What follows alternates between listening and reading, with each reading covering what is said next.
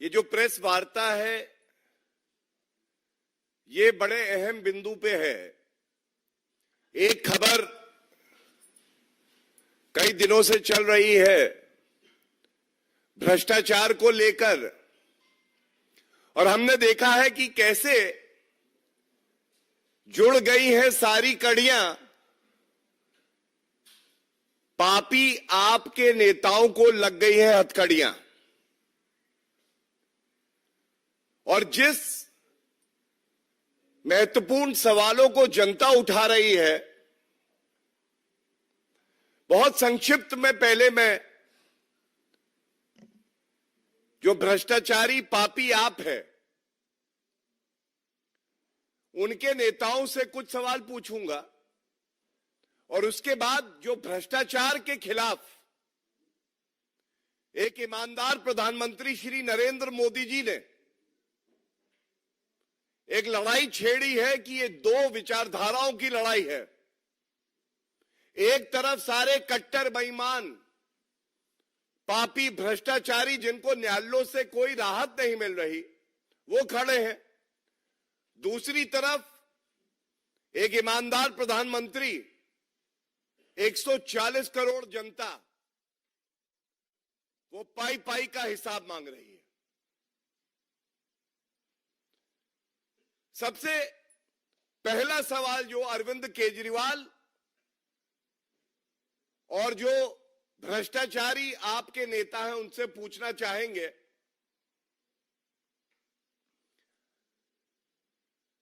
ये जो न्यायालय जाते हैं अरविंद केजरीवाल, और अब आप गिनिएगा, अरविंद केजरीवाल जी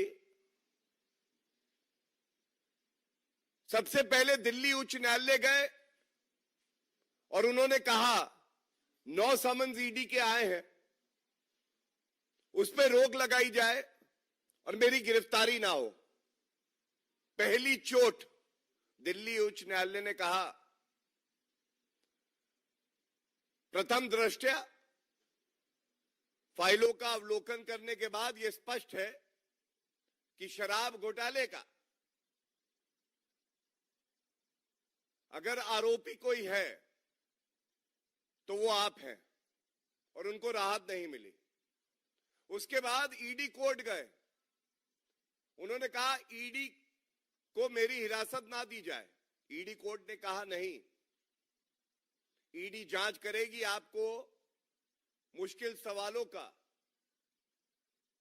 जवाब देना पड़ेगा। उसके बाद वो पुनः दिल्ली उच्च न्यायालय गए कि ये जो आदेश हुआ है इस पे रोक लगाई जाए। दिल्ली उच्च न्यायालय ने रोक नहीं लगाई। फिर वो ईडी कोर्ट गए, ईडी कोर्ट ने उनकी हिरासत को आगे बढ़ा दिया, और हमने देखा कि पुनः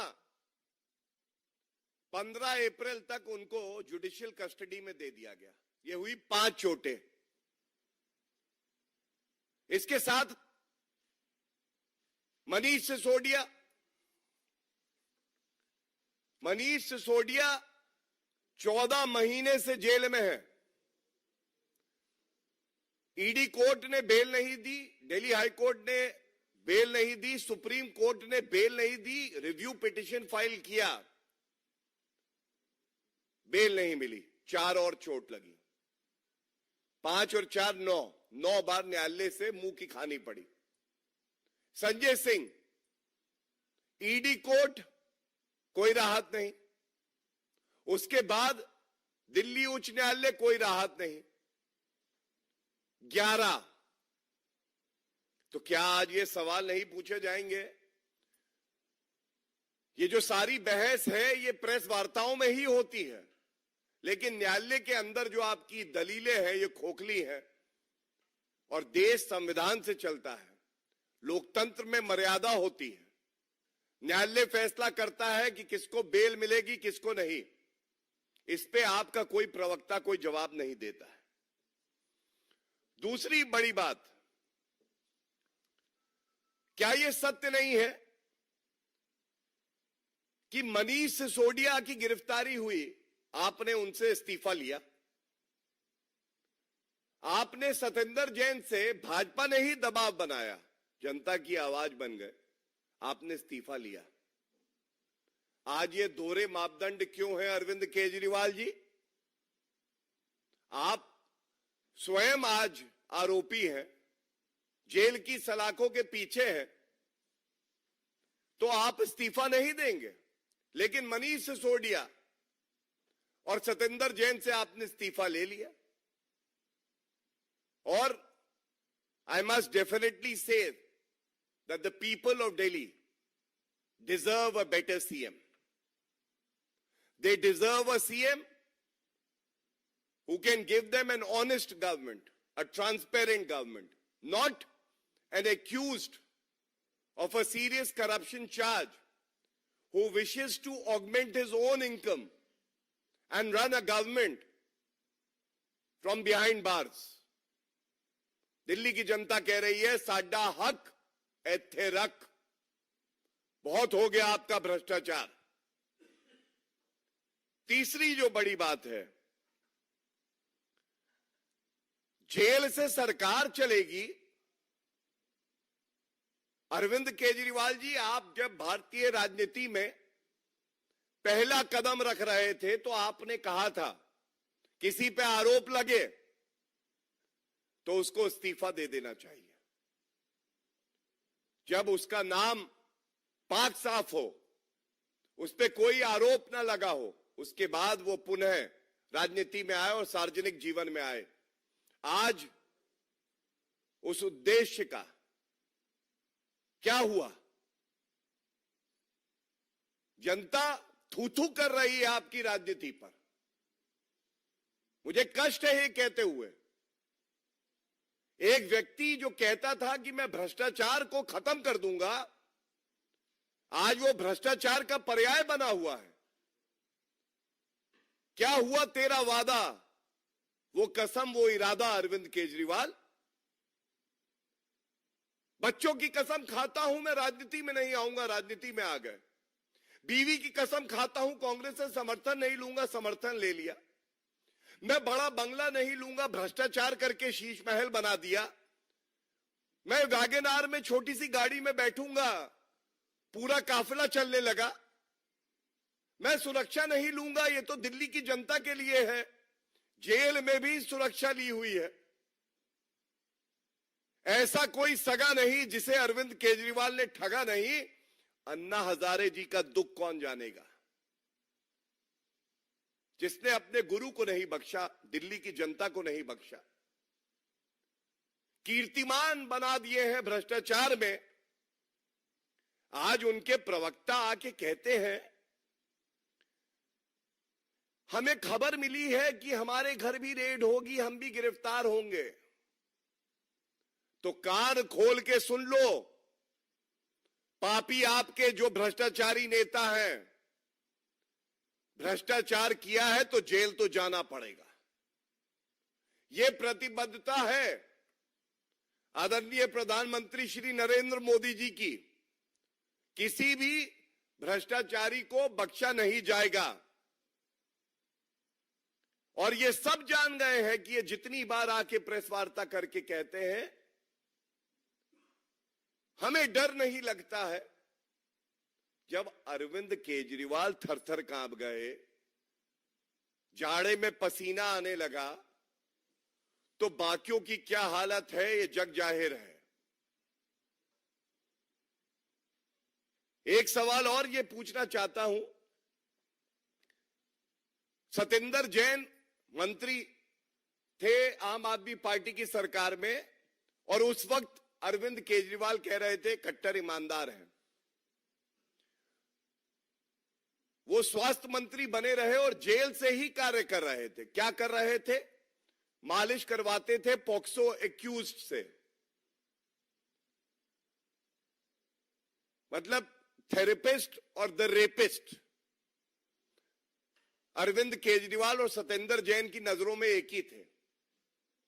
आज the question that we wish to ask from this platform is of constitutional morality. नैतिकता, संवैधानिक नैतिकता की बात करने जा रहे हैं।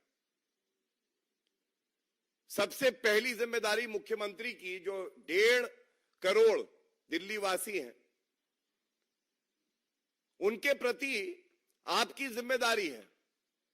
अब आप मुझे बताइए, कोई निर्णय लेना हो, अति आवश्यक हो, कोई संकट हो, केंद्र सरकार तो खड़ी ही रहेगी, लेकिन संविधान में आपकी जो जिम्मेदारियां हैं, आप निर्णय कैसे लेंगे?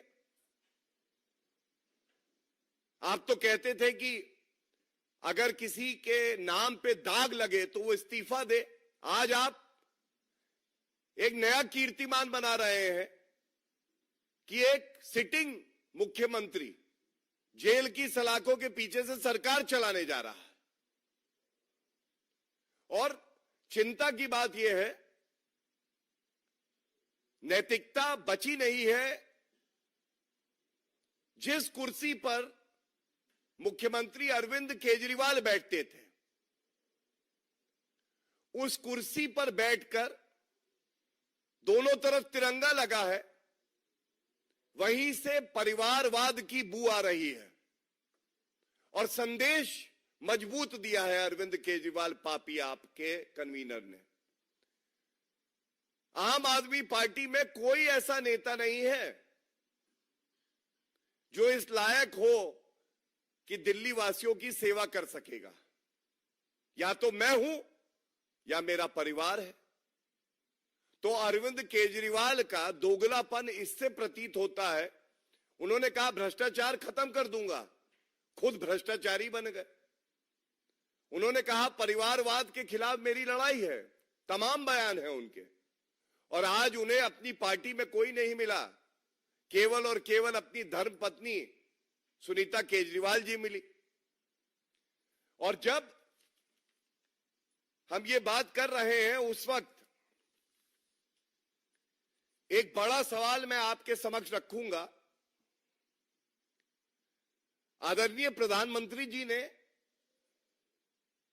एक संकल्प लिया है, एक बीड़ा उठाया है कि भ्रष्टाचार को खत्म करना है। ये लोग कहते हैं कि जांच एजेंसियों का दुरुपयोग होता है, और इस मंच से बड़ी जिम्मेदारी से हम लोग ये तथ्य आपके समक्ष रखते हैं। जनता फैसला कर लेगी, दूध का दूध और शराब की शराब हो जाने दीजिए। कांग्रेस पार्टी, हमने देखा था कुछ दिन पहले कि सारे भ्रष्टाचारी, सारे वंशवादी, सारे सांप्रदायिक राजनीति करने वाले सब इकट्ठे हुए थे। तो आज भ्रष्टाचार के मुद्दे पे, क्योंकि ये प्रेस वार्ता है और तथ्य रखना आवश्यक है, मैं आपको ये तथ्य बता रहा हूं। अगर एक तथ्य गलत हो तो आप कहिएगा। भ्रष्टाचार की जननी, भ्रष्टाचार जहां से शुरू होता है, कांग्रेस पार्टी सोनिया गांधी, राहुल गांधी दोनों के दोनों सर्वोच्च न्यायालय तक गए, इनको राहत नहीं मिली। और इन्होंने कहा कि हमारा मुकदमा राजनीतिक द्वेष से इसे खत्म किया जाए। तथ्य यह है, सर्वोच्च न्यायालय ने मना कर दिया। धीरज साहू, इनका सांसद, 352 करोड़ रुपए नगद पकड़े जाते हैं, न्यायालय तो राहत नहीं देता है। इसके बाद अरविंद केजरीवाल 13 दिन हो गए हैं जेल की सलाखों के पीछे है, न्यायालय से राहत नहीं मिली। मनीष सिसोदिया 14 महीने से जेल में है, राहत नहीं मिली। मैंने बता दिया कितनी बार वो न्यायालय गए। संजय सिंह आज 5 महीने से ऊपर हो गए हैं जेल में है, राहत नहीं मिली। सतिंदर जैन 22 महीने करीब करीब जेल में रहे हैं, बीच में मेडिकल ग्राउंड पे बेल मिली थी, सर्वोच्च न्यायालय ने निरस्त कर दी। हेमंत सोरेन जेएमएम 2 महीने हो गए जेल की सलाखों में, न्यायालय से बेल नहीं मिली। के कविता, इनको बेल नहीं मिली, इनके भी करीब 20 दिन हो गए हैं। इसके बाद टीएमसी के अनुब्रता मंडल 19 महीने से जेल में है, इनको बेल नहीं मिली। लेकिन कोसेंगे किसको? जांच एजेंसियों को। लोकतंत्र खत्म हो रहा है, लोकतंत्र नहीं खत्म हो रहा है, भ्रष्टाचारी पार्टियां खत्म हो रही हैं। पार्था चैटर्जी गुलाबी गड्डियों में खेल रहे थे, याद करिए वो दृश्य। देश भूला नहीं है, 20 महीने से जेल की सलाखों के पीछे हैं। तमाम और ऐसे नेता हैं। मैंने ये उदाहरण क्यों दिए? ये सारे उदाहरण एक ही बात बयां कर रहे हैं। ये भ्रष्टाचारी जब पकड़े जाते हैं तो ये लोग कहते हैं लोकतंत्र खत्म हो रहा है, जबकि न्यायालय और जनता कहती है भ्रष्टाचारी खत्म हो रहा है। और ये कभी भी तथ्यों पे बात नहीं करेंगे। ये लोग इधर उधर की बात करके बहलाने का काम करते हैं। इसी के साथ चुनाव का दौर है, जनता अपना मन बना चुकी है। एक तरफ भाजपा की 400 पार होंगी एनडीए की, दूसरी तरफ क्या ओछी घटिया गंदी राजनीति इंडिया अलायंस वाले कर रहे हैं।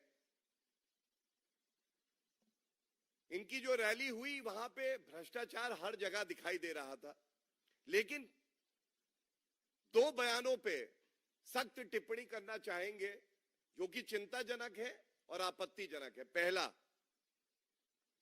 राहुल गांधी का वक्तव्य है, अभी आदरणीय प्रधानमंत्री जी ने भी ये बात उठाई है अपनी जनसभा में उत्तराखंड में। राहुल गांधी का कहना है कि अगर बीजेपी चुनाव जीती तो देश भर में आग लग जाएगी।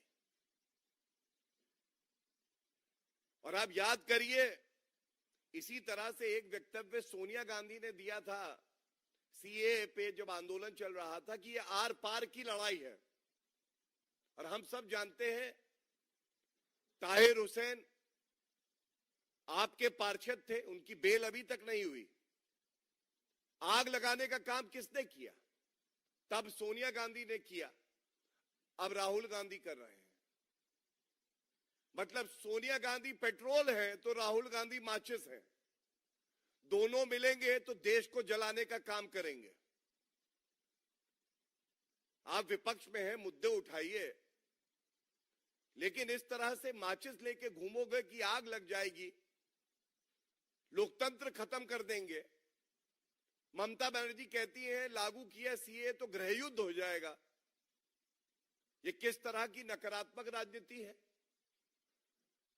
और ये क्या दर्शाता है? ये दर्शाता है कि आज जो विपक्ष के ये इंडिया अलायंस के दल हैं, ये दिशा विहीन है। They are like a rudderless ship. उनको ये नहीं पता कि उनको जाना कहां है। वो टाइटैनिक जहाज की तरह डूबने के लिए तैयार है। और जनता ये सुनिश्चित करेगी कि ये भ्रष्टाचारी, सांप्रदायिक और वंशवादी जहाज डूबे जरूर। इसी के साथ दूसरी बात जो बड़ी प्रमुख है वो ये है, चुनाव का समय है। एक तरफ एनडीए अलायंस और भाजपा मजबूती से जनता के बीच में जाकर उनका आशीर्वाद प्राप्त कर रही है। जनता आशीर्वाद दे रही है, लेकिन इंडिया अलायंस जान गया है कि इस बार वो एक नया कीर्तिमान बनाएंगे, कीर्तिमान जमानत जब्त होने का। और इसीलिए तेजस्वी यादव ने कहा कि ईवीएम सेट है। और अब राहुल गांधी ने जो कहा है, उन्होंने कहा ये मैच फिक्सिंग का चुनाव जीतना चाहते हैं। क्या ये अपमान नहीं है हर नागरिक का? क्या ये अपमान नहीं है इलेक्शन कमीशन ऑफ इंडिया का? क्या ये अपमान नहीं है हमारे चौथे स्तंभ मीडिया का? क्या भारत जैसे मजबूत लोकतंत्र में किसी की हिम्मत है कि मैच फिक्सिंग हो जाए? मैच फिक्सिंग की बात वही करते हैं जिन्होंने सत्ता में रहकर इमरजेंसी आपातकाल लगाया, जो खुद मैच फिक्सिंग करते आए हैं। और मैं इतना ही कहूंगा, इस तरह के जब बयान आते हैं तो राहुल गांधी की विश्वसनीयता वैसे ही नहीं बची है, लेकिन उस पर एक और धब्बा लग जाता है। उनके बयान पिछले 2 सप्ताह के देखिए। उत्तर प्रदेश के लड़के जो है नशेड़ी हैं, मीडिया कौन सी जात की है, किसी प्रतिष्ठित अभिनेत्री के लिए कहना वो नाच रही थी जब अयोध्या में प्राण प्रतिष्ठा का समारोह था, और इसके बाद अब मैंने आपको बताया कि देश में आग लग जाएगी और मैच फिक्सिंग का चुनाव है। यह मानसिक दिवालियापन दिखाता है पूरे इंडी अलायंस का, और यह एक बड़ा मुद्दा है। हम बात कर रहे हैं रोजगार की, हम बात कर रहे हैं कैसे देश आगे बढ़ेगा, हम बात कर रहे हैं कि तीसरी सबसे बड़ी अर्थव्यवस्था भारत बनेगा, हम कह रहे हैं 2047 तक हम एक डेवलप्ड नेशन होंगे, और ये मीडिया से जात पूछते हैं, अभिनेत्री का अपमान करते हैं, आग लगाने की बात करते हैं। क्या विपक्ष का ये एजेंडा है? और इसीलिए कहना गलत नहीं होगा, और मैं अंत करूंगा इस बात से, बहुत ही निर्णायक चुनाव है ये, और इस निर्णायक चुनाव में एनडीए को 400 पार सीटें मिलेंगी। देश की जनता ऐसा करारा जवाब देगी। ये जो इंडी अलायंस है, इनको अपनी राजनीतिक हैसियत और नकारात्मक राजनीति करने का जो परिणाम होता है, दोनों का जवाब मिलेगा। धन्यवाद।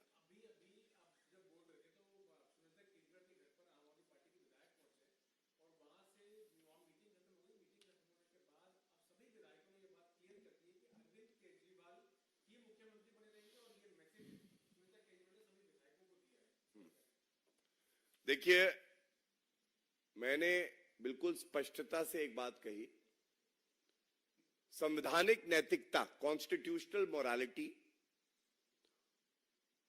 वो अरविंद केजरीवाल और आम आदमी पार्टी में अब बची नहीं है। दूसरी जो बड़ी बात कही वो और महत्वपूर्ण है कि जनता का हित सर्वोपरि होता है किसी भी सरकार के लिए। कोई मुख्यमंत्री जनता से ऊपर नहीं है और कानून से ऊपर नहीं है।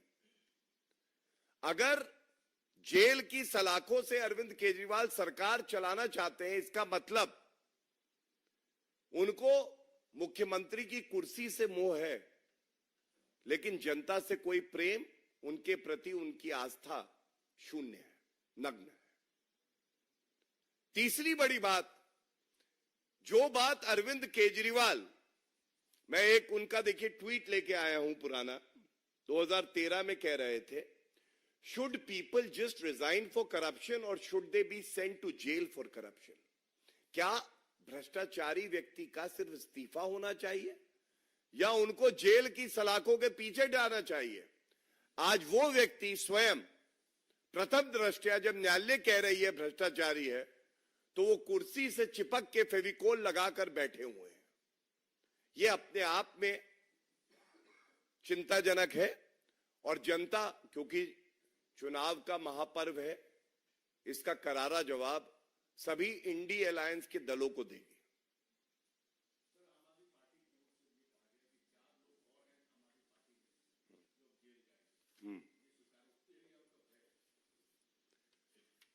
देखिए, एक तथ्य आपके समक्ष रख देता हूं।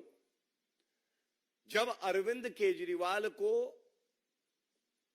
6-7 महीने पहले यह आभास हुआ कि ईडी का शिकंजा उन तक पहुंच रहा है, तो हर दूसरे तीसरे दिन इसी तरह की एक प्रेस वार्ता करके कहते थे कि अरविंद केजरीवाल गिरफ्तार होने वाले हैं। और अब वही नाटक जो छोटे कलाकार हैं पापी आप में, वो लोग कर रहे हैं। जो मुद्दे की बात है, समझने की बात है, कानून अपना कार्य करता है, जांच एजेंसी अपना कार्य करते हैं। अगर आपने भ्रष्टाचार में कोई भूमिका निभाई है, तो यह अति आवश्यक है कि ऐसा व्यक्ति जेल की सलाखों के पीछे जाए और जो जनता की गाड़ी कमाई है उसको वसूला जाए।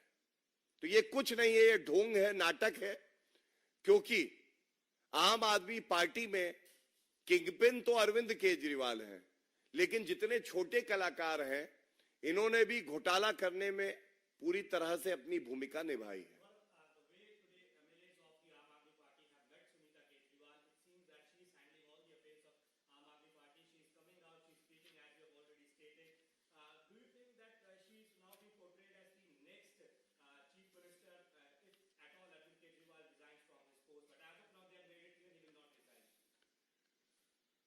देखिए, अरविंद केजरीवाल वो व्यक्ति हैं जो कभी कहते थे कि मुझे गिरफ्तारी से डर नहीं लगता है, और जब गिरफ्तार होने की बात आई तो वो थर-थर कांपे। उनका ही एक बयान है, उन्होंने कहा इस्तीफे को तो मैं जूते की नोक पे रखता हूं, लेकिन जब देने की बारी आई नैतिकता के आधार पे, तो उनके अपने हाथ कांपने लगे, उन्हें कुर्सी का मोह दिखाई देने लगा। इसी तरह से जो बात आप कह रहे हैं, ये किसी भी पार्टी का अंदरूनी मामला होता है, लेकिन एक बड़ा संदेश जनता को यह गया है कि जनता की फिक्र आम आदमी पार्टी को नहीं है, पहला। दूसरा, अरविंद केजरीवाल को अगर लगाव है तो वो कुर्सी से है, जनता से नहीं है। और तीसरा, अरविंद केजरीवाल की नजरों में उनके परिवार के सदस्य को छोड़कर और कोई आम आदमी पार्टी में इस लायक, इस काबिल नहीं है कि वो दिल्ली की जनता की सेवा कर सके। और जैसे अरविंद केजरीवाल किंगपिन होने के नाते सुनिश्चित करते हैं कि उनके बाकी साथी जेल जाएं, ऐसा प्रतीत होता है कि अब षड्यंत्र ये है कि जब आम आदमी पार्टी में कोई नेता बचेगा ही नहीं, तो जो अरविंद केजरीवाल चाहते हैं वही होगा और उनकी धर्मपत्नी ही मुख्यमंत्री बन जाएंगे।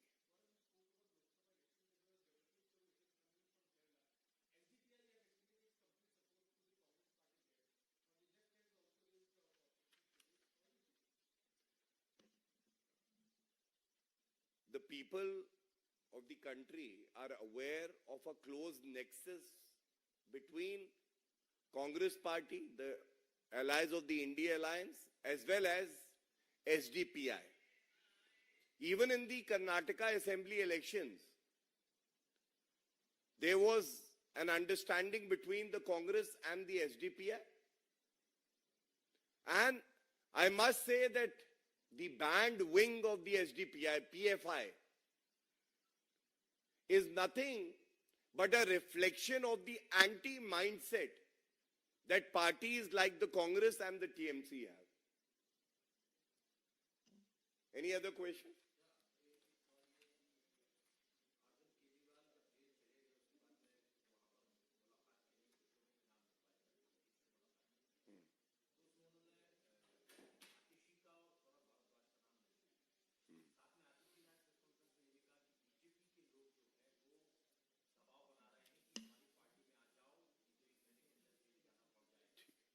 I think that question I've already answered. वो प्रश्न का उत्तर दे चुका हूं, लेकिन आपकी बात पे एक चीज जरूर कहूंगा।